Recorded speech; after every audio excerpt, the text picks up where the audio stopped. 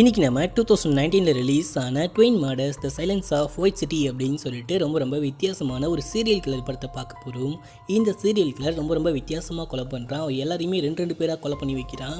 அதுவும் ஒரே பேட்டர்னில் கொலை பண்ணுறான்.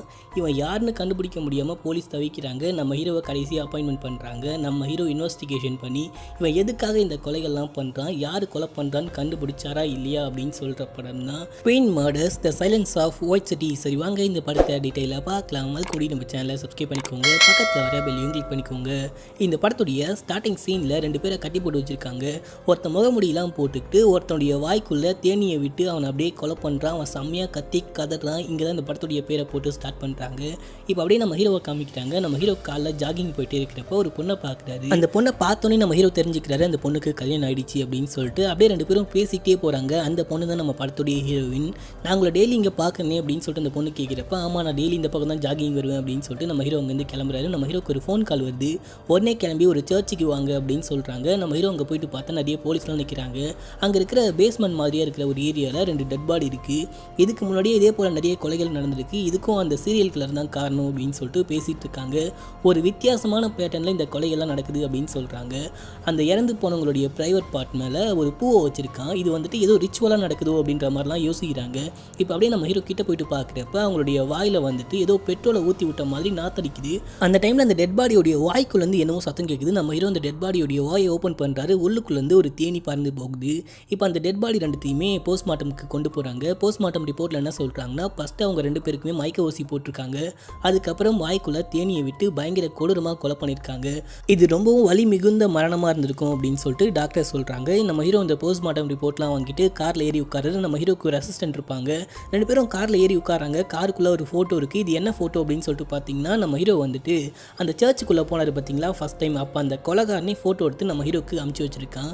அந்த கொலைகாரன் எந்த அளவுக்கு தைரியமாக இருக்கான் அப்படின்னு சொல்லிட்டு பார்த்துக்கோங்க. இப்போ நம்ம ஹீரோ அப்படியே அதை எடுத்து வச்சுக்கோ, கண்டிப்பாக யூஸ் ஆகும் அப்படின்னு சொல்லிட்டு இங்கேருந்து ஸ்டேஷனுக்கு போகிறாரு. ஸ்டேஷனுக்கு போனால் நீங்கள் போயிட்டு சீனியர் ஆஃபீஸர் பிளாங்காவை பாருங்க அப்படின்னு சொல்கிறாங்க. நம்ம ஹீரோ போயிட்டு பார்த்தா அது நம்ம ஹீரோயின் தான். நம்ம ஹீரோவுடைய சீனியர் ஆஃபீஸர். நம்ம ஹீரோயின் வந்துட்டு இந்த கொலையை பற்றி சொல்லிட்டு இருக்காங்க. ஏற்கனவே இதே போல் நிறைய கொலைகள் நடந்திருக்கு. இது எல்லாமே ரிச்சுவல் சம்மந்தமாக இருக்கும் அப்படின்னு சொல்லிட்டு நாங்கள் கேஸை மூடி வச்சிட்டோம். இது சம்மந்தமாக ஒருத்தனை அரெஸ்ட் பண்ணி ஜெயிலுக்குள்ளே வச்சிருக்கோம்.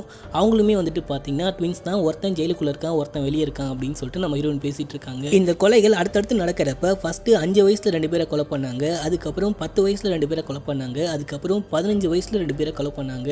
இப்போ கொலை பண்ணவங்களுக்கு வயசு 20 இருக்கும்னு நினைக்கிறேன் அப்படின்னு சொல்லிட்டு ஹீரோயின் பேசிகிட்டு இருக்காங்க. இப்போ நம்ம ஹீரோடைய அசிஸ்டன்ட் இருக்கா பார்த்தீங்களா, அவன் என்ன சொல்கிறான்னா, இப்போ ஜெயிலுக்குள்ளே இருக்கான் பார்த்தீங்களா, அவன் வந்துட்டு ஒரு மிகப்பெரிய ரைட்டர். அவனுக்கு ட்விட்டரில் ஒரு அக்கௌண்ட் இருக்குது.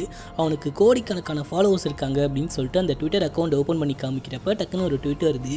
அதில் என்ன சொல்கிறாங்கன்னா, இந்த கொலைகள் மறுபடியும் தொடர போது முடிஞ்சா என்ன பிடிச்சிக்கோங்க அப்படின்னு சொல்லிட்டு ஓப்பன் சேலஞ்ச் விட்டுருக்கான். முக்கியமாக அவன் நம்ம ஹீரோ தான் டேக் பண்ணியிருக்கான். அந்த அசிஸ்டன்ட் சொல்கிறா, ஜெயிலுக்குள்ளே அவனால் இன்டர்நெட் ஆக்சஸ் பண்ணவே முடியாது, கண்டிப்பாக அந்த கொலைகாரன் தான் வந்துட்டு இந்த ட்விட்டர் போட்டிருக்கணும், அவனுடைய அக்கௌண்ட் ஹேக் பண்ணி அப்படின்னு சொல்கிறப்ப, சரி ஓகே நம்ம ஜெயிலுக்குள்ளே இருக்கணும், போயிட்டு விசாரிச்சு பார்க்கலாம் அப்படின்னு சொல்லிட்டு ரெண்டு பேரும் ஜெயிலுக்கு போகிறாங்க. ஜெயிலுக்கு போனால் அங்கே மேடியோ அப்படின்னு சொல்லிட்டு ஒரு பத்திரிக்கைக்காரனை நம்ம ஹீரோ மீட் பண்ணுறாரு. அவனா வந்து நம்ம ஹீரோ கிட்ட பேசிட்டான். நான் உங்களை பற்றி நிறைய கேள்விப்பட்டிருக்கேன் அப்படின்னு சொல்கிறான். நான் வந்துட்டு இங்கே ப்ரைவசியாக வந்திருக்கேன், இந்த விஷயத்தை பற்றி வெளியே யார்ட்டையுமே சொல்லிடாதீங்க அப்படின்னு சொல்கிறப்ப சரின்னு சொல்லிட்டு மேரியோ வந்து கிளம்பி போகிறோம். நம்ம ஹீரோவும் அப்படியே ஜெயிலுக்குள்ளே போயிட்டு டாசியோ அப்படின்ற அந்த ஆளை மீட் பண்ணிட்டு மறுபடியும் கொலைலாம் நடக்க ஆரம்பிச்சிருச்சு. இந்த கொலைக்கெல்லாம் யாரு காரணமாக இருப்பா அப்படின்னு சொல்லிட்டு கேட்குறப்ப, ஏற்கனவே நடந்த கொலையே நான் பண்ணலை, நானே ஒரு நிரபராதி தான், என்னையே ஏதோ தெரியாமல் ஜெயிலுக்குள்ளே பிடிச்சி போட்டு வச்சிருக்காங்க அப்படின்னு சொல்லிட்டு அவன் சொல்கிறான். நம்ம ஹீரோனுடைய கழுத்தில் ஒரு டேட்டுவை பார்க்குறாரு. அந்த டேட்டு என்ன அப்படின்னு சொல்லிட்டு கேட்குறப்ப, அது வந்துட்டு ஒரு சன்ஃப்ளவர் பூ அப்படின்னு சொல்லிட்டு அவன் சொல்கிறான். அவன் இப்போ என்ன சொல்கிறான்னா, இப்போ நடக்கிற கொலைகளுக்கு எல்லாத்துக்குமே என்னுடைய ஃபாலோவர் தான் காரணமாக இருக்கணும், எவனோ ஒருத்தன் என்னை பார்த்து இன்ஸ்பயர் ஆகிட்டு இருக்கான், என்னை பிடிச்சி போனதுனால என்ன மாதிரியே கொலைகளை தொடர ஆரம்பிச்சிட்டான்னு நினைக்கிறேன் அப்படின்னு சொல்லிட்டு அந்த டாசியோ சொல்கிறப்ப, இதுவும் ஒரு நல்ல பாயிண்டாக இருக்கே அப்படின்னு சொல்லிட்டு ஹீரோ அங்கேருந்து கிளம்புறாரு. ஹீரோவும் ஹீரோடைய அசிஸ்டண்ட்டும் சேர்ந்துக்கிட்டு கடைசியாக 2 கொலை நடந்தது பார்த்தீங்களா, ஒரு பொண்ணு ஒரு பையன். அதில் அந்த பொண்ணுடைய அப்பங்காரன் பொண்ணை காணும்னு சொல்லிட்டு போலீஸில் கம்ப்ளைண்ட்டே கொடுக்கவே இல்லை. நம்ம அவனை போயிட்டு விசாரிக்கலாம் அப்படின்னு சொல்லிட்டு அவனுடைய வீட்டுக்கு போகிறாங்க. அவன் வித்தியாசமாக பிஹேவ் பண்ணுறான். ஒழுங்காக எங்கள் கூட வாங்க அப்படின்னு சொல்லிட்டு கூப்பிட்றப்ப அங்கேருந்து தப்பிச்சு ஓடுறா. 2 பேரும் விரட்டிக்கிட்டே போகிறாங்க. நம்ம ஹீரோ ஒரு கட்டத்தில் ஓடி போயிட்டு பிடிச்சிட்டாரு. அவனை அரெஸ்ட் பண்ணி கொண்டு வந்து விசாரிக்கிறப்ப அவனுக்கு ஒன்றுமே தெரியவே இல்லை. எனக்கும் இந்த கொலைக்கும் எந்த சம்மந்தமும் இல்லை அப்படின்னு சொல்லிட்டு அவன் சொல்கிறான். இங்கே நம்ம ஹீரோ அந்த ஹீரோயின் கிட்ட என்ன சொல்கிறாருன்னா, கண்டிப்பாக இவன் கொலை பண்ணியிருக்க மாட்டான் அப்படின்னு சொல்கிறப்ப எனக்கும் அதான் தோணுது, நீங்கள் வீக்கெண்டில் ஜாலியாக வீட்டுக்கு போயிட்டு வாங்க, மண்டே வந்து இந்த கேஸை பற்றி விசாரிக்கலாம் அப்படின்னு சொல்கிறப்ப நம்ம ஹீரோ இங்கேருந்து கிளம்பி அவருடைய ஊருக்கு போகிறாரு. பயங்கர கிராம பகுதி மாதிரி இருக்குது. அப்படியே பச்சை பசேல்னு கண்ணுக்கு குளிர்ச்சியாக ஒரு கிராமமாக இருக்குது. அப்படியே அங்கே போயிட்டு நம்ம ஹீரோருடைய தாத்தாவை மீட் பண்ணுறாரு. அவங்க தாத்தா வந்துட்டு தேன் விவசாயம் பண்ணிட்டு இருக்காரு. நம்ம ஹீரோ லீவில் வீட்டில் இருக்கும்போது கூட அந்த கேஸை பற்றியே பயங்கரமாக ஆராய்ச்சி பண்ணிட்டு இருக்காரு. இது வரைக்கும் நடந்த நிறைய கொலைகள் வந்துட்டு ரிச்சுவல் மர்டர்ஸ் மட்டும்தான் அப்படின்னு சொல்லிட்டு நம்ம ஹீரோ கண்டுபிடிக்கிறாரு. இந்த கொலைகளுக்கெல்லாம் காரணம் என்னன்னு சொல்லிட்டு பார்த்தீங்கன்னா அந்த ஆதாம் ஏவாள் கதை சொல்லுவாங்க பார்த்தீங்களா, அந்த கதையை அடிப்படையாக வச்சு தான் இந்த கொலைகள்லாம் நடக்குது அப்படின்னு சொல்லிட்டு நம்ம ஹீரோ கண்டுபிடிக்கிறாரு. அது என்ன கதை அப்படின்னு சொல்லிட்டு கதை போகிற போக்கில் நீங்களே பார்த்துப்பீங்க. இப்போ அப்படியே நம்ம ஹீரோ வெளியே போயிட்டு அவங்க அண்ணியும் பார்க்குறாரு. அவங்க அண்ணன் அன்னிக்கிட்ட இந்த கொலை கேஸை பற்றிலாம் பேசிகிட்டே இருக்கிறப்ப அவங்க அண்ணனுக்கு நம்ம ஹீரோ இந்த கேஸை விசாரிக்கிறது சுத்தமாக பிடிக்கவே இல்லை. நம்ம ஹீரோக்கு ஏதாவது ஆகிடுமோ அப்படின்னு சொல்லிட்டு அவர் பயப்படுறாரு. இதெல்லாம் விட்டு நம்ம ஹீரோ இங்கேருந்து கிளம்பி ஆஃபீஸ்க்கு வராரு. ஆஃபீஸ்க்கு வந்தால் மறுபடியும் அதே பேட்டர்னில் அதே போல் ஒரு பொண்ணும் பையனும் கொலை பண்ணி வச்சிருக்காங்க அப்படின்னு சொல்லிட்டு நம்ம ஹீரோக்கு தெரிய வருது. அப்படியே நம்ம ஹீரோ போயிட்டு டெட் பாடியை பார்க்குறாரு. இந்த வாட்டி இறந்து போனவங்களுக்கு வயசு 25 அப்படின்னு சொல்லிட்டு கண்டுபிடிக்கிறாரு. அது மட்டும் இல்லாமல் 2 பேருக்குமே ஒருத்தர் தெரியவே தெரியாது அப்படின்ற விஷயத்தையும் கண்டுபிடிக்கிறாரு. மறுபடியும் டாசியோவை போயிட்டு மீட் பண்ணுறாரு. டாசியோவை மீட் பண்ணிட்டு மறுபடியும் ஒரு கொலை நடந்திருக்கு. இந்த வாட்டி இறந்து போனவங்களுக்கு வயசு வந்துட்டு 25 அப்படின்னு சொல்கிறப்ப அவன் என்ன சொல்கிறான்னா, நீ சொல்கிறதெல்லாம் வச்சு பார்க்குறப்ப இது வந்துட்டு ஏதோ ரிச்சுவல் மர்டர் மாதிரி தெரியுது. நீ ஆதாம் ஏவாள் கதையை பற்றி கேள்விப்பட்டிருக்கியா அப்படின்னு சொல்லிட்டு அவன் கேட்குறான். கேள்விப்பட்டிருக்கனே அப்படின்னு சொல்கிறப்ப அதை வச்சு தான் இந்த கொலைகள்லாம் நடந்துட்டுருக்கு அப்படின்னு சொல்லிட்டு அவனும் சொல்கிறான். நம்ம ஹீரோ அப்படியே இங்கேருந்து கிளம்புறாரு. மறுநாள் காலைல காமிக்கிறாங்க. நம்ம ஹீரோ வாக்கிங் போகிறப்ப ஹீரோயினையும் பார்க்குறாரு. 2 பேரும் ஜாகிங் போயிட்டே இருக்காங்க. அப்படியே 2 பேரும் பேசிக்கிட்டே வராங்க. போக போக எங்களுடைய நட்பு வந்துட்டு அப்படியே வளர்ந்துக்கிட்டே போகுது. நம்ம ஹீரோ வீட்டுக்கு வந்தால் ஹீரோடைய வீட்டு வாசலில் ஒரு ஃபோட்டோவை பார்க்குறாரு. அது நம்ம ஹீரோ ஓடுறப்ப யாரோ ஃபோட்டோ எடுத்திருக்காங்க. அந்த கொலைகாரன் தான் இந்த ஃபோட்டோ எடுத்துருக்கணும் அப்படின்னு சொல்லிட்டு நம்ம ஹீரோ கண்டுபிடிக்கிறாரு. அந்த கொலைகாரன் கண்டிப்பாக இதே சிட்டியில் தான் இருக்கான் அப்படின்ற விஷயத்தையும் நம்ம ஹீரோ கண்டுபிடிக்கிறாரு. அடுத்ததான் நம்ம ஹீரோக்கு பர்த்டே வருது. பர்த்டே பார்ட்டியில் நம்ம ஹீரோ போயிட்டு கலந்துக்கிறாரு. நம்ம ஹீரோடைய ஃப்ரெண்டு ஒருத்தன் இருப்பான். அவன் நம்ம ஹீரோவை ஃபோட்டோ எடுக்கிறான். அந்த ஃபோட்டோ எடுத்துக்கிட்டு போயிட்டு மேரியோ அப்படின்னு சொல்லிட்டு ஃபர்ஸ்ட் டைம் நம்ம ஒரு பத்திரிகைக்காரனை பார்த்தோம் பார்த்தீங்களா, அந்த பத்திரிகைக்காரன் கிட்ட இந்த ஃபோட்டோவை கொடுக்குறான். அவன் உடனே என்ன சொல்கிறான்னா, கண்டிப்பாக என்னுடைய விசாரணைக்கு இந்த ஃபோட்டோ உதவும் அப்படின்னு சொல்லிட்டு பேசிகிட்டே இருக்கிறப்ப உனக்கு என்ன வயசு அப்படின்னு சொல்லிட்டு கேட்குறான். எனக்கு என்ன 30 வயசு ஆகுது அப்படின்னு சொல்கிறப்ப உன்னை பார்க்க இவ்வளோ இளமையாக இருக்கே அப்படின்னு சொல்லிட்டு பேசிக்கிட்டே இவனுடைய கழுத்தில் ஒரு இன்ஜெக்ஷனை போடுறான். இவன் தான் சீரியல் கில்லர் அப்படின்னு சொல்லிட்டு நமக்கு இப்போ அப்படியே காமிச்சிட்டாங்க. அவன் வந்துட்டு அவனுடைய இடத்துக்கு தூக்கிட்டு போகிறான். ஆல்ரெடி ஒரு பொண்ணை கட்டி போட்டு வச்சுருக்கான். இங்கே தூக்கிட்டு போயிட்டு இவனுடைய வாய்க்குள்ளே அந்த தேனீக்கல்லை விட்டு இவனை அப்படியே பயங்கர கொடூரமாக கொலை பண்ணுறான். இப்போ அப்படியே எங்கள் சீன் கட் ஆகுது. இப்போ அப்படியே நம்ம ஹீரோவை காமிக்கிறாங்க. ஹீரோவுடைய அசிஸ்டன்ட் ஹீரோ கிட்ட என்ன சொல்கிறான்னா, நான் போயிட்டு டாசியோடைய ஒய்ஃப் கிட்ட விசாரித்தேன். அவங்களுடைய வாழ்க்கையில் ஏதாவது வித்தியாசமான சம்பவங்கள் நடந்ததா அப்படின்னு சொல்லிட்டு கேட்குறப்ப அவங்க அம்மா கொஞ்சம் வருஷத்துக்கு முன்னாடி கேன்சரால் பாதிக்கப்பட்டு இறந்து போயிட்டுருக்காங்க. அவங்க அம்மாவுடைய இறுதிச் சடங்குக்கு சம்மந்தமே இல்லாமல் எவனோ ஒருத்தன் வந்திருக்கான். வந்துட்டு அந்த ட்வின்ஸ் கிட்ட அவன் என்ன சொன்னான்னு தெரியல. 2 பேருமே அவனை போட்டு பயங்கரமாக பொலன்னு பொழக்க ஆரம்பிச்சிட்டாங்க. அடித்து மூஞ்ச வாயெல்லாம் உடச்சிட்டாங்க. அவனை இதுக்கு முன்னாடி நான் பார்த்ததே இல்லை. அவனை பார்க்க சிகப்பு கலர் தலைமுடி வச்சிருப்பான் அப்படின்னு சொல்லிட்டு அவங்க சொல்கிறாங்க. அந்த விஷயத்தை பற்றி சொல்கிறப்ப ஒருவேளை அவன் தான் அந்த சீரியல் கில்லராக இருக்கலாம், அவனுடைய தலைமுடி ரெட் கலரில் இருக்குமா அப்படின்னு சொல்லிட்டு பேசிக்கிட்டே அங்கேருந்து கிளம்புறாங்க. இப்போ அப்படியே மறுநாள் காலைல காமிக்கிறாங்க. 2 பேரும் ஜாகிங் வந்துட்டே இருக்கிறப்ப நீங்கள் எவ்வளோ நாளாக ஜாகிங் போகிறீங்க அப்படின்னு சொல்லிட்டு நம்ம ஹீரோ கேட்குறாரு. நான் ப்ரெக்னென்சி டைமுக்கு அப்புறம் அப்படின்னு சொல்கிறப்ப இப்போ உங்களுக்கு எத்தனை வயசில் குழந்தை இருக்குது அப்படின்னு சொல்லிட்டு கேட்குறப்ப அந்த குழந்தை கலைஞ்சி போச்சு அப்படின்னு சொல்லிட்டு ஹீரோயின் சொல்கிறாங்க. உன்னை பற்றி சொல்லு அப்படின்னு சொல்கிறப்ப என்னை பற்றி தான் உங்களுக்கு தெரியுமே அப்படின்னு சொல்லிட்டு நம்ம ஹீரோ சொல்கிறார். ஆமாம், நான் கூட உன்னுடைய ஃபைலை பார்த்தேன். நீயும் உன்னுடைய ஒய்ஃபும் காரில் போயிட்டே இருக்கிறப்ப உன்னுடைய ஃபேமிலியை சேர்ந்த ஒரு ஃப்ரெண்டு காரை ஓட்டிக்கிட்டு போயிருக்கான். அந்த கார் ஆக்சிடென்ட் ஆகிருக்கு. ஆக்சிடென்ட் ஆகிறப்ப உன்னுடைய ஒய்ஃபு ப்ரெக்னெண்ட்டாக இருந்தாங்க அப்படின்னு சொல்கிறப்ப அது ஆக்சிடென்ட் இல்லை, திட்டமிடப்பட்ட கொலை அப்படின்னு சொல்லிட்டு நம்ம ஹீரோ வந்து கிளம்புறாரு. அப்போ அந்த கொலைகாரன் அங்கே நிற்கிறான். ஹீரோயின் ஓடி போயிட்டு அவனை கிஸ் பண்ணுறாங்க. இதுதான் மிகப்பெரிய ட்விஸ்ட் வச்சிருக்காங்க. நம்ம ஹீரோயினுடைய ஹஸ்பண்ட் தான் அந்த சீரியல் கில்லர் அப்படின்ற மாதிரி காமிக்கிறாங்க. இப்போ அப்படியே வீக்கெண்ட் ஆகுது. நம்ம ஹீரோவும் அவருடைய ஊருக்கு போகிறாரு. ஊருக்கு போயிட்டு டிவி பார்த்துட்டே இருக்கிறப்ப ஒரு ஹிஸ்ட்ரி ஷோ போயிட்டுருக்கு. அந்த ஹிஸ்ட்ரி ஷோவில் வந்துட்டு ஒரு சர்ச்சை காமிக்கிறாங்க. ஒரு கைவிடப்பட்ட ஒரு சர்ச்சை காமிக்கிறாங்க. அந்த சர்ச்சில் நிறைய ஃபோட்டோலாம் இருக்குது.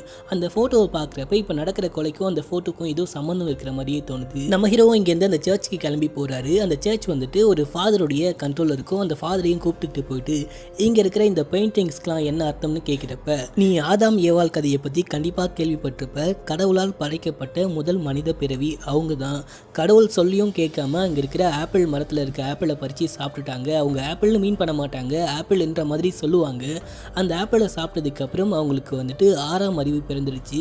கடவுள் சொன்னதையும் கேட்காம அவங்க சாப்பிட்டதுனால தான் வயசாயிடுச்சு அப்படின்னு சொல்லிட்டு அதை மீன் பண்ணுற மாதிரி அவங்களுடைய சின்ன வயசுலேருந்து வயசாகிற வரைக்கும் எல்லாத்துடைய இதுவுமே பெயிண்ட் பண்ணி வச்சுருக்காங்க அப்படின்னு சொல்லிட்டு அந்த தாத்தா சொல்கிறாரு. அந்த டைமில் நம்ம ஹீரோ அங்கே தேனியோடைய ஃபோட்டோவையும் வரைஞ்சி வச்சுருக்கிறத பார்க்குறாரு. தேனிக்கு என்ன சம்மந்தம் இருக்குது அப்படின்னு சொல்லிட்டு கேட்குறப்ப இது வாழ்க்கைக்கும் லேண்ட் ஆஃப் த டெட்டுக்கும் ஒரு கனெக்ஷன் இருக்குது. அது மட்டும் இல்லாமல் இதுகிட்ட மனுஷ குணமும் இருக்குது, அதாவது hard work and team work அப்படின்னு சொல்லிட்டு அவர் சொல்கிறாரு. அப்படியே நம்ம ஹீரோ இங்கே இருக்கிற எல்லாத்தையுமே ஃபோட்டோ எடுத்துக்கிட்டு கிளம்புறாரு. அதே டைமில் அந்த கில்லர் வந்துட்டு இன்னும் 2 பேரை கொலை பண்ணி அவங்கள அப்படியே டெக்கரேட் பண்ணிட்டு இருக்கான். இப்போ அப்படியே ஹீரோடைய அசிஸ்டண்ட்டை காமிக்கிறாங்க. அந்த பொண்ணு வீட்டுக்கு போனால் நீ பப்புக்கு வா அப்படின்னு சொல்லிட்டு அவங்க அண்ணன் எழுதி வச்சுட்டு போயிருக்கான். இந்த பொண்ணு இங்கேருந்து கிளம்பி அந்த பப்புக்கு போகிறா. 2 பேரும் சேர்ந்துக்கிட்டு பயங்கரமாக குடிச்சு குத்தாட்டம் போட்டுட்டு இருக்காங்க. இப்போ அப்படியே நம்ம ஹீரோ அங்கேருந்து வந்துட்டு நம்ம ஹீரோயின் கிட்ட இங்கே ஃபோட்டோ எடுத்துக்கிட்டு வந்து அந்த ஃபோட்டோவெல்லாம் காமிச்சு நம்ம வந்துட்டு ஏதோ ஒரு விஷயத்த மிஸ் பண்ணுறோம்னு நினைக்கிறேன், நம்ம ஃபர்ஸ்ட்லேருந்து எல்லா கேஸையுமே விசாரிக்கணும், இது போல் நடந்த எல்லா கேஸையுமே விசாரிக்கணும் அப்படின்னு சொல்கிறப்ப நீ இதை பற்றியே பயங்கரமாக யோசிச்சுட்டு இருக்கேன்னு நினைக்கிறேன். எனக்கு தெரிஞ்சு அதெல்லாம் ஒரு முட்டாள்தனமான ஒரு காரியமாக தான் இருக்கும். நம்ம இருக்கிற ஏற்கனவே போகிற போக்கிலேயே போனால் கண்டிப்பாக அந்த கில்லரை கண்டுபிடிச்சிடலாம். ஸ்டார்டிங்லேருந்து எல்லாத்தையுமே விசாரிக்கணும்னா இந்த கேஸ் முடிய 20 வருஷம் ஆகும். இதை விட்டு கொஞ்ச நேரம் ரிலாக்ஸாக இரு அப்படின்னு சொல்லிட்டு ஹீரோ மேலே கையை வைக்கிறாங்க. அப்படியே ஹீரோயினுக்கு வந்துட்டு ஹீரோ மேலே ஏதோ ஒரு ஈர்ப்பு இருக்கிற மாதிரியே தெரியுது. அப்படியே 2 பேரும் சேர்ந்துட்டு வெளியே போகிறாங்க. அந்த ஊரில் ஏதோ ஒரு ஃபெஸ்டிவல் நடந்துகிட்ருக்கு. இந்த ஃபெஸ்டிவல் எனக்கு ரொம்பவும் பிடிக்கும் தெரியுமா அப்படின்னு சொல்கிறப்ப நீ இங்கேருந்து பார்த்தா சரியாக தெரியாது, நம்ம வேணால் மேலேருந்து பார்க்கலாம் அப்படின்னு சொல்லிட்டு 2 பேரும் மேலே போகிறாங்க. அந்த டைமில் அந்த கில்லர் 2 பேரையும் ஃபோட்டோ எடுத்துகிட்டே இருக்கான்.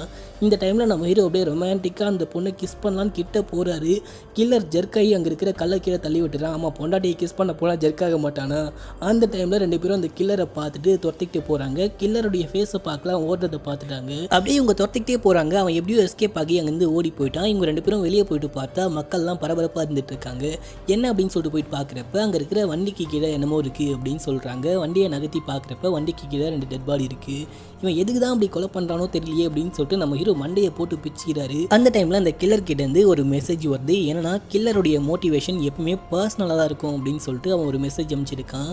இப்போ அப்படியே அங்கே சீன் கட் ஆகுது. மறுநாள் ஆஃபீஸில் காமிக்கிறாங்க. நம்ம ஹீரோ அந்த அசிஸ்டன்ட் கிட்ட நீ கொலை பண்ணனா எப்படி மறைச்சி வைப்ப, எப்படி தப்பிக்கணும்னு நினைப்ப அப்படின்னு சொல்கிறப்ப நான் எரிச்சிட்டு கூட தப்பிச்சு போவேன் அப்படின்னு சொல்லிட்டு அந்த பொண்ணு ஒரு பழைய கேஸ் ஃபைல் எடுத்து காமிக்கிறா. அந்த ஃபைலில் ஒரு ஃபோட்டோ இருக்குது. இப்போ நடக்குது பார்த்தீங்களா கொலை, இந்த கொலையும் அந்த கொலையும் ஒரே மாதிரி நடந்த மாதிரி இருக்குது. இப்போ அப்படியே ஒரு ஃப்ளாஷ்பேக்கு காமிக்கிறாங்க. ஒரு ஆள் தன்னுடைய பையனை போட்டு போலன்னு பொழக்கிறாரு. நாலுலேருந்து நீ வேலைக்கு போய் இதுக்கு மேலே படிக்க தேவையில்ல அப்படின்னு சொல்கிறப்ப அவங்க அம்மா வந்து சப்போர்ட் பண்ணுறாங்க. நீ ஒன்றும் அவங்க அம்மா இல்லை அப்படின்னு சொல்லிட்டு அவங்க அப்பா சொல்கிறப்ப நீ நாலுலேருந்து வேலைக்கு போடா அப்படின்னு சொல்லிட்டு அவங்க அம்மா அங்கேருந்து கிளம்புறாங்க. இந்த பையனுக்கு செம்மையாக காண்டாயிடுச்சு. இந்த பையனுடைய ஒரிஜினல் அம்மா அப்பா அவங்க இல்லவே இல்லை, தத்தெடுத்து வளர்த்துட்டு இருக்காங்க போல். இவன் உடனே செம்மையாக காண்டாயிட்டு அவங்க சாப்பிட்ற சாப்பாட்டில் விஷத்தை கலந்துட்டான். குடும்பமே அந்த சாப்பாட்டை சாப்பிட்டுட்டு இறந்து போயிட்டுறாங்க. இவன் உடனே அந்த குடும்பத்தையே அப்படியே பெட்ரோல் ஊற்றி கொளுத்திட்டு அங்கேருந்து புக்ஸ்லாம் எடுத்துக்கிட்டு தப்பிச்சு போயிட்டுறான். இப்போ நம்ம ஹீரோ ஒரு ஃபைல் பார்த்துட்டு இருந்தார் பார்த்தீங்களா, அந்த ஃபைலில் என்ன கதை இருக்கோ அது நமக்கு அப்படியே ஃப்ளாஷ்பேக்காக காமிச்சிருப்பாங்க. இப்போ அப்படியே எங்கள் சீன் கட் ஆகுது. நம்ம ஹீரோ ஜாகிங் போயிட்டே இருக்கிறப்ப ஹீரோயினும் ஜாகிங் வந்துட்டே இருக்காங்க. 2 பேரும் பேசிக்கிட்டே போகிறாங்க. ஹீரோயின் என்ன சொல்கிறாங்கன்னா இதுக்கு மேலே நம்ம 2 பேரும் ஒன்றா மீட் பண்ண தேவையில்ல, என்னுடைய ஹஸ்பண்ட் வந்துட்டு சந்தேகப்படுறாரு அப்படின்னு சொல்கிறப்ப நம்ம 2 பேருக்குள்ளே என்ன இருக்குது உன்னுடைய ஹஸ்பண்ட் சந்தேகப்படுறதுக்கு அப்படின்னு சொல்லிட்டு ஹீரோ கேட்குறாரு. உடனே 2 பேருக்குள்ளேயுமே ரொமான்ஸ் ஆகிடுது. 2 பேருக்குள்ளேயுமே ஒரு கனெக்ஷன் ஏற்பட்டுது. இப்போ அப்படியே எங்கள் சீனை கட் பண்ணுறோம். அந்த டேசியோ இருக்கான் பார்த்தீங்களா, டேசியோடைய அண்ணன் அந்த ட்வின் பிரதர் வந்துட்டு ஒரு மிகப்பெரிய பில்லியனராக இருப்பான். அவனுடைய பிஸ்னஸை பற்றி ஏதோ பேட்டிலாம் கொடுத்துட்ருக்கான். அந்த டைமில் அந்த சைக்கோடைய ஒய்ஃபு நம்ம ஹீரோவுடைய அசிஸ்டண்ட்டு எல்லாருமே வந்திருக்காங்க. அப்போ அவனுடைய ஃபோனுக்கு வந்துட்டு ஒரு மெசேஜ் வருது. ஏன்னா இப்போ கடைசியாக ஒரு பொண்ணு இறந்து போனா பார்த்தீங்களா, அந்த பொண்ணு கூட இந்த ட்வின் பிரதர்ஸ் இருக்கிற மாதிரி ஒரு ஃபோட்டோ வந்திருக்கு. அந்த ஃபோட்டோவை பார்த்துட்டு அவன் ஓட ஆரம்பிக்கிறான். எல்லாருமே விரட்டிக்கிட்டே போகிறாங்க. நம்ம ஹீரோவுடைய அசிஸ்டண்ட்டும் விரட்டிக்கிட்டே போகிறாங்க. எப்படியோ அவங்க வந்து தப்பிச்சு ஓடி போயிட்டான். இப்போ அப்படியே எங்கள் சீன் கட் ஆகுது. நம்ம ஹீரோ இங்கேருந்து கிளம்பி போயிட்டு டேசியோவை பார்க்குறாரு. டேசியோவை பார்த்துட்டு எல்லாத்தையுமே உங்கள் அண்ணன் தான் காரணம்னு நாங்கள் கண்டுபிடிச்சிட்டோம், கூடிய சீக்கிரமே உங்கள் அண்ணனையும் உள்ளுக்குள்ளே அனுப்பி வைக்கிறோம் அப்படின்னு சொல்கிறப்ப நான் சொல்கிறத கேளு, அவன் அவ்வளோ தைரியசாலிலாம் இல்லை, அவன் ஒரு பச்சை புள்ள, கண்டிப்பாக என்னுடைய ஃபாலோவர் தான் எவனோ ஒருத்தன் அவன் பண்ணிகிட்டு இருக்கான். அவனுக்கு ட்விட்டரில் ஒரு அக்கௌண்ட் இருக்குது. அது மட்டும் இல்லாமல் அவனுமே வந்துட்டு என்னை போல் ஒரு டேட்டூ போட்டிருப்பான். அவனுடைய தலைமுடி வந்துட்டு சிகப்பு கலரில் இருக்கும் அப்படின்னு சொல்லிட்டு இவன் அடையாளங்கள்லாம் சொல்கிறான். இதெல்லாம் உனக்கு எப்படி தெரியும் அப்படின்னு சொல்லிட்டு கேட்குறப்ப இவனை பற்றி நான் ஒரு வாட்டி ட்விட்டரில் பேசியிருக்கேன் அப்படின்ற மாதிரி அவன் சொல்கிறான். நம்ம ஹீரோ அவன் யார் அப்படின்னு சொல்லிட்டு கண்டுபிடிச்சிடுறாரு. நம்ம ஹீரோடைய அசிஸ்டண்ட்டுடைய அண்ணன் இருக்கான் பார்த்தீங்களா, அவன் தான் அந்த சீரியல் கில்லர் அப்படின்னு சொல்லிட்டு நம்ம ஹீரோ கண்டுபிடிக்கிறாரு. அப்படியே அவனுடைய வீட்டுக்கு போயிட்டு உன்னுடைய ஃப்ரெண்டை தான் ஜெயிலில் பார்த்து பேசிட்டு வரேன், உன்னையும் கம்பெனி கொடுக்க ஜெயிலுக்கு வர சொல்லியிருக்கான், வாடா போகலாம் அப்படின்னு சொல்லிட்டு கூப்பிட்றப்ப அவன் அந்த செகண்டில் ஏதோ கையில் கிடைக்கிற பொருளை தூக்கி நம்ம ஹீரோடைய மண்டையில் அடிச்சுட்டு அவன் அங்கேருந்து எஸ்கேப் ஆகி ஓடி போயிட்டான். இப்போ அப்படியே அங்கே சீன் கட் ஆகுது. அந்த போலீஸ் ஸ்டேஷனில் காமிக்கிறாங்க. நம்ம ஹீரோயின் தான் பேசிகிட்டு இருக்காங்க. இப்போ வந்துட்டு ஒரு மிகப்பெரிய ஃபெஸ்டிவல் நடக்க போகுது. அந்த ஃபெஸ்டிவலுக்கு அந்த கொலைகாரம் வரத்துக்கான சான்சஸ் ரொம்பவும் ஜாஸ்தியாக இருக்குது அப்படின்னு சொல்லிட்டு அவனுடைய அடையாளங்கள்லாம் சொல்லிட்டு இருக்காங்க. இங்கே என்ன விஷயம்னு பார்த்தீங்கன்னா நம்ம ஹீரோக்கு அசிஸ்டன்டுடைய அண்ணன் தான் அவன் அப்படின்னு சொல்லிட்டு நம்ம ஹீரோக்கு தெரியவே தெரியாது. இப்போ அப்படியே மறுநாள் காமிக்கிறாங்க. இந்த ஃபெஸ்டிவல்லாம் நடந்துட்டுருக்கு. ஃபெஸ்டிவல் நடந்துகிட்டே இருக்கிறப்ப அங்கேருந்த ஒரு வேனை காணும், எங்கடா அங்கேருந்த ஒரு வேனை காணும் அப்படின்னு சொல்லிட்டு நம்ம ஹீரோ வாக்கி டாக்கியில் கேட்குறப்ப இதோ தனியாக நிற்கிது சார் அப்படின்னு சொல்லிட்டு அந்த தனியாக நிற்கிற அந்த வேன் கிட்ட போகிறாங்க. அந்த வேனை ஓப்பன் ஓப்பன் பண்ணி பார்க்குறப்ப வேனுக்குள்ளே 2 டெட் பாடி இருக்குது. அங்கே இறந்து போனவங்க யார் அப்படின்னு சொல்லிட்டு பார்த்தீங்கன்னா நம்ம ஹீரோவுடைய அண்ணி, அதுக்கப்புறம் அந்த அசிஸ்டண்ட்டுடைய அண்ணன் 2 பேரும் இறந்து போயிருக்காங்க. 2 பேருக்குமே 35 வயசு ஆகுது. 2 பேரும் பயங்கரமாக கதறி அழுகிறாங்க. அந்த பொண்ணு செம்மையாக அழுகிறா, வெளியே வா அப்படின்னு சொல்லிட்டு நம்ம ஹீரோ அந்த பொண்ணு அப்படியே வெளியே கூப்பிட்டுட்டு போகிறாரு. இப்போ அப்படியே மார்ச்சுரியில் காமிக்கிறாங்க. நம்ம ஹீரோ பயங்கரமாக அழுதுகிட்டே இருக்காரு. அப்போ அவங்க அண்ணன் வந்துட்டு எங்கடா என்னுடைய ஒய்ஃபு அப்படின்னு சொல்லிட்டு கேட்பாரு பாருங்க. இப்போ நம்ம ஹீரோவே பயங்கரமாக அழுவார். எதுக்கடா இந்த கேஸை நம்ம கையில் எடுத்துமோ அப்படின்ற மாதிரி நம்ம ஹீரோ நினச்சிட்டு இருக்காரு. இப்போ அப்படியே ஹீரோயின் வந்துட்டு ஆறுதல் சொல்கிறாங்க. ஹீரோவும் ஹீரோவுடைய அசிஸ்டண்ட்டும் சேர்ந்துக்கிட்டு அந்த ட்வின் பிரதர் இருக்கான் பார்த்தீங்களா, வெளியே இருக்க அவனை போயிட்டு கண்டுபிடிச்சிட்றாங்க. கண்டுபிடிச்சிட்டு அவனை போட்டு பொலன்னு புலகுறாங்க. எல்லாத்துக்குமே நீ தாண்டா காரணம் அப்படின்னு சொல்லிட்டு கேட்குறப்ப நான் எந்த கொலையும் பண்ணல அப்படின்னு சொல்லிட்டு அவன் சொல்கிறான். இங்கே நம்ம ஹீரோவுடைய ஆஃபீஸில் காமிக்கிறாங்க. எந்த சம்மந்தமும் இல்லாமல் எந்த ஆதாரமும் இல்லாமல் அவ்வளோ பெரிய மனுஷனை அடித்த காரணத்துக்காக உங்கள் 2 பேரையும் வேலைலேருந்து தூக்குறோம் அப்படின்னு சொல்லிட்டு நம்ம ஹீரோவையும் ஹீரோடைய அசிஸ்டண்ட்டையும் வேலைலேருந்து தூக்கிடுறாங்க. 2 பேரும் அப்படியே இங்கேருந்து கிளம்பி போகிறாங்க. ஹீரோ என்ன சொல்கிறாருன்னா, நம்ம இந்த கேஸை ஃபஸ்ட்லேருந்து ஸ்டார்ட் பண்ணோம், கண்டிப்பாக அந்த கொலை குற்றவாளி யாருன்னு கண்டுபிடிச்சே தீரணும் அப்படின்னு சொல்லிட்டு 2 பேரும் அப்படியே இங்கேருந்து கிளம்புறாங்க. இப்போ அப்படியே எங்கள் சீன் கட் ஆகுது. அந்த கொலைகாரன் இருக்கான் பார்த்தீங்களா, அவன் ஜெயிலுக்குள்ளே இருக்க டாசியோவை வெளியே கூப்பிட்டுக்கிட்டு வரான். ஜாமீனில் வெளியே கூப்பிட்டுக்கிட்டு வரான். 20 வருஷம் கழிச்சு வெளியே கூப்பிட்டுக்கிட்டு வந்ததுக்கு ரொம்பவும் தேங்க்ஸ் அப்படின்னு சொல்லிட்டு டாசியோ சொல்கிறப்ப, நீங்கள் ஃபஸ்ட்டு எனக்கு இன்டர்வியூ கொடுக்குறேன்னு சொல்லியிருக்கீங்க, அதுக்கு நான் தான் தேங்க்ஸ்ன்னு சொல்லணும்னு சொல்லிட்டு 2 பேரையுமே ஒன்றா மீட் பண்ணுறான். 2 பேரையுமே ஒன்றா உட்கார வச்சு எக்கச்சக்கமான கேள்விகள் கேட்குறான். எல்லாத்தையுமே அவங்க அப்படியே பதில் சொல்லிட்டே இருக்காங்க. இவன் ஒரு ஒயின் வந்திருப்பான். அந்த ஒயினை ஊற்றி குளிக்கிறான். 2 பேரும் குடிக்கிறாங்க. அந்த டைமில் வேணா கேட்குறானா, உங்கள் அம்மாவுடைய இறுதி சடங்கு அன்னைக்கு நீங்கள் ஒருத்தனை போட்டு செம்மடி அடிச்சிங்களே, அவனுடைய தலைமுடி சிகப்பு கலரில் தானே இருக்கும் அப்படின்னு சொல்லிட்டு கேட்குறப்ப, இது எப்படி உனக்கு தெரியும் அப்படின்னு சொல்லிட்டு 2 பேரும் பார்க்குறாங்க. டக்குன்னு 2 பேரும் மயக்கம் போட்டு கீழே விழுகிறாங்க. அவன் ஊற்றி கொடுத்த ஒயினில் எதையோ கலந்து கொடுத்துட்ருப்பான் போல். இப்போ அப்படியே அவன் ஃப்ளாஷ்பேக்கை யோசிச்சு பார்க்குறான். இப்போ அப்படியே ஒரு ஹாஸ்பிட்டலில் காமிக்கிறாங்க. ஹாஸ்பிட்டலில் ஒரு குழந்தை பிறக்குது. ஹாஸ்பிட்டலில் குழந்தை பிறந்தோடனே அந்த குழந்தையுடைய தலைமுடி வந்துட்டு ரெட் கலரில் இருக்குது. அப்போ அவங்க அப்பா வந்துட்டு கதவை தட்டுறாரு. நான் என் குழந்தைய பார்க்கணும் அப்படின்னு சொல்கிறப்ப, அந்த குழந்தைய எங்கேயாச்சும் வெளியே கூப்பிட்டுக்கிட்டு போயிடுங்க அப்படின்னு சொல்லிட்டு அவங்க அம்மா சொல்கிறாங்க. அந்த குழந்தைய அப்படியே வெளியே கூப்பிட்டுக்கிட்டு போகிறாங்க. அவங்க அப்பா வந்துட்டு பார்க்குறப்ப ஒரு ட்வின்ஸு பிறக்கிறாங்க. அந்த ட்வின்ஸ் தான் இந்த ட்வின்ஸு அப்படின்னு சொல்லிட்டு காமிக்கிறாங்க. இப்போ அப்படியே ரியல் டைமுக்கு வரும். ரியல் டைமில் ஹீரோவுடைய அசிஸ்டண்ட்டும் சேர்ந்துக்கிட்டு அந்த குழந்தைய ஒரு நர்ஸ் தூக்கிட்டு போனாங்க பார்த்தீங்களா, அந்த நர்ஸ் கிட்ட போயிட்டு அந்த குழந்தைய என்ன பண்ணீங்க அப்படின்னு சொல்லிட்டு கேட்குறப்ப, நாங்கள் கொஞ்ச நாள் வச்சு வளர்த்துக்கிட்டு இருந்தோம், அதுக்கப்புறம் ஒரு பேரண்ட்ஸ் வந்துட்டு குழந்தை இல்லைன்னு கேட்டாங்க, அவங்களுக்கு நாங்கள் தத்து கொடுத்துட்டோம் அப்படின்னு சொல்கிறப்ப, அந்த குழந்தைய தேடி பார்க்குறப்ப அந்த குழந்தை பக்கத்தில் இருக்க ஒரு காலேஜில் தான் படித்தான் அப்படின்னு சொல்லிட்டு கண்டுபிடிக்கிறாங்க. அந்த காலேஜுக்கு போயிட்டு விசாரிக்கிறப்ப அவங்க நிறைய ஃபோட்டோஸ்லாம் காமிக்கிறாங்க. அந்த ஃபோட்டோஸில் வந்துட்டு அவன் தனியாக நிற்கல, கூட எவனோ ஒருத்தன் நிற்கிறான். எல்லா ஃபோட்டோவுமே 2 பேராக இருக்காங்க. அந்த சிகப்பு முடிக்காரன் பக்கத்தில் ஒருத்தன் நிற்கிறானே, அவன் யார் அப்படின்னு சொல்லிட்டு கேட்குறப்ப, 2 பேரும் பெஸ்ட் ஃப்ரெண்ட்ஸு, ஒரே ரூம்மேட்ஸு அப்படின்னு சொல்கிறாங்க. அவனுடைய பேர் என்ன அப்படின்னு சொல்லிட்டு கேட்குறப்ப, மேரியோ அப்படின்னு சொல்கிறாங்க. இப்போ தான் நம்ம ஹீரோக்கு ஸ்ட்ரைக் ஆகுது. மேரியோ யார் அப்படின்னு சொல்லிட்டு பார்த்தீங்கன்னா நம்ம ஹீரோயினுடைய ஹஸ்பண்டு. உடனே நம்ம ஹீரோயினுக்கு கால் பண்ணுறாரு. கால் பண்ணிட்டு, நீ அந்த வீட்டில் இருக்காத, வீட்டை விட்டு வெளியே போயிடு அப்படின்னு சொல்கிறப்ப, நான் எத்தனை வாட்டி உனக்கு சொல்லியிருக்கேன், நான் வீட்டில் இருக்கும்போது ஃபோன் பண்ணக்கூடாதுன்னு சொல்லியிருக்கேன் அப்படின்னு சொல்லிட்டு அவங்க பேசிக்கிட்டு நடந்து வந்துட்டே இருக்காங்க. உன்னுடைய ஹஸ்பண்ட் தான் அந்த சைக்கோ கில்லர், அந்த சீரியல் கில்லர் அப்படின்னு சொல்கிறப்ப ஹீரோயின் அப்படியே ஒரு கத்தி எடுத்துக்கிட்டு போகிறாங்க. டக்குன்னு பார்த்தா மேரியோ காணாமல் போயிட்டான். முன்னாடி வாடா அப்படின்னு சொல்லிட்டு கூப்பிட்டுட்டே இருப்பாங்க. டக்குன்னு அவன் பின்னாடி பக்கமாக வந்துட்டு கழுத்தில் ஒரு மைக்க ஊசியை போட்டுடுறான். இந்த பொம்பளை சும்மா விடாமல் கையில் ஒரு கத்தி வச்சிருந்தா பார்த்தீங்களா, அந்த கத்தியை தூக்கி காலிலேயே ஒரு சொருவுரா. இப்போ அப்படியே எங்கள் சீன் கட் ஆகுது. ஹீரோவும் ஹீரோவுடைய அசிஸ்டண்ட்டும் வீட்டுக்கு வந்து பார்க்குறப்ப அவங்க 2 பேரையுமே காணும். வீடு முழுக்க தேடி பார்க்குறாங்க. இப்போ அவங்க எங்கே போயிருப்பாங்க அப்படின்னு சொல்லிட்டு ஹீரோவுடைய அசிஸ்டன்ட் கேட்குறப்ப, நம்ம ஹீரோ அவங்க ஒரு ஃபோட்டோ எடுத்து காமிச்சிட்டு, கண்டிப்பாக அவங்க இங்கே தான் போயிருப்பாங்க அப்படின்னு சொல்லிட்டு ஊருக்கு வெளியே இருக்கிற அந்த இடத்துக்கு போகிறாங்க. அந்த இடத்துக்கு போயிட்டு பில்டிங்குள்ளே நுழைஞ்சிட்டு 2 பேரும் தனித்தனியாக தேடி போகலாம் அப்படின்னு சொல்லிட்டு தேடி போகிறப்ப அசிஸ்டன்ட் வந்துட்டு அங்கே இருக்கிற பேஸ்மெண்ட்டை உடச்சிக்கிட்டு உள்ளுக்குள்ளே விழுந்துட்டா. அந்த பொண்ணு அங்கேருந்து மேலே ஏறி வர பார்க்குறா. மேலே ஏறி வர முடியல. இந்த பக்கம் நம்ம ஹீரோ தேடி போகிறப்ப ஹீரோயினை ஒரு இடத்துல கட்டி போட்டு வச்சிருக்கான். ஹீரோயின் என்னமோ சொல்ல ட்ரை பண்ணுறாங்க. வாயை வேற பொத்தி வச்சிருக்கான். அந்த டைமில் அவன் பின்னாடி பக்கமாக வந்துட்டு நம்ம ஹீரோக்கும் ஒரு இன்ஜெக்ஷனை போட்டு விட்டுறான். நம்ம ஹீரோ மயக்கமாயிட்டாரு. 2 பேரையும் கட்டி போட்டு நம்ம ஹீரோயினுடைய வாய்க்குள்ளே வந்துட்டு அந்த தேனியை உள்ளுக்குள்ளே கொட்டி விட்டுறான். ஹீரோயின் அப்படியே துடிக்கிறாங்க. அந்த டைமில் ஹீரோ டக்குன்னு அந்த கட்டெல்லாம் அவுத்துக்கிட்டு கீழே விழுந்துட்டு கீழே இருந்து ஒரு கன் எடுக்கிறாரு. அந்த கன் எடுத்து அவனை ஷூட் பண்ணலாம் அப்படின்னு சொல்லிட்டு பார்க்குறப்ப அவன் வேகமாக ஓடி வந்துட்டு நம்ம ஹீரோ பக்கமாக அந்த கன்னை திருப்புறான். இப்போ சுட்றா அப்படின்னு சொல்கிறப்ப அவனே கையை வச்சு அந்த கன்னை அப்படியே ஷூட் பண்ணுறான். அந்த டைமில் நம்ம ஹீரோவுடைய தாடையை கிழிச்சிக்கிட்டு அந்த குண்டு அப்படியே வெளியே போகுது. அந்த டைமில் நம்ம ஹீரோயினும் வாயை ஓப்பன் பண்ணிடுறாங்க. அந்த தேனீக்கெல்லாம் பறந்து போயிடுது. இந்த டைமில் கரெக்டாக நம்ம ஹீரோவுடைய அசிஸ்டன்ட் வந்துட்டு இந்த விஷயத்தை பார்த்துட்டு மேரியோடைய தலையிலேயே ஷூட் பண்ணுறா. அவன் அப்படியே கீழே விழுந்து செத்து போகிறான். இப்போ அப்படியே எங்கள் சீன் கட் ஆகுது. நம்ம ஹீரோவை ஹாஸ்பிட்டலில் சேர்த்து வச்சுருக்காங்க. நம்ம ஹீரோ அப்படியே உயிருக்கு போராடிக்கிட்டே இருக்காரு. அந்த டைமில் நம்ம ஹீரோவுடைய தாத்தா வந்துட்டு அங்கே இருக்கிற அந்த ஆப்பிள் மரத்தை அப்படியே பிடுங்கிக்கிட்டு வந்து ஒரு இடத்துல பள்ளம் தோண்டி புதைக்கிறாரு. நம்ம ஹீரோ அப்படியே கண்ணை திறக்கிறாரு. அதோட இந்த படத்துடைய ஸ்டோரியும் முடிக்கிறாங்க. இப்போ உங்களுக்கு ஒரு டவுட் இருந்திருக்கும், இவன் எதுக்காக இத்தனை கொலை பண்ணா அப்படின்னு சொல்லிட்டு கேட்டிங்கன்னா, அந்த சிகப்பு முடிக்காரன் இருக்கான் பார்த்தீங்களா, சிகப்பு முடிக்காரனும் இந்த கில்லரும் பேரும் ஃப்ரெண்ட்ஸு. சிகப்பு முடிக்காரன் வந்துட்டு அவனுடைய வாழ்க்கையில் நடந்த எல்லா விஷயத்தை பற்றியுமே இவன்கிட்ட சொல்லியிருக்கான். அப்படியே ஒரு நாள் அந்த சிகப்பு முடிக்காரனுடைய அம்மா வந்து இறந்து போகிறாங்க. அந்த விஷயத்தை இவன் தெரிஞ்சுக்கிட்டு அவங்க அம்மாவுடைய இறுதிச் சடங்குக்கு போயிட்டு நான் தான் உங்கள் 2 பேருடைய அண்ணன் அப்படின்னு சொல்கிறப்ப அவனுங்க செம்மையாக காண்டாயிட்டு இவனை போட்டு பொழுதுட்டு இருக்காங்க. இவன் மனசு உடஞ்சி போயிட்டு அவனுடைய ஃப்ரெண்டுக்கிட்ட இந்த விஷயத்தை பற்றிலாம் சொல்லிட்டு சூசைட் பண்ணி இறந்து போயிட்டு இருக்கான். ஃப்ரெண்டோடைய சாவுக்கு காரணம் அந்த இரட்டையர்கள் தான் அப்படின்னு சொல்லிட்டு இவன் 2 கொலையாக பண்ணுறான்.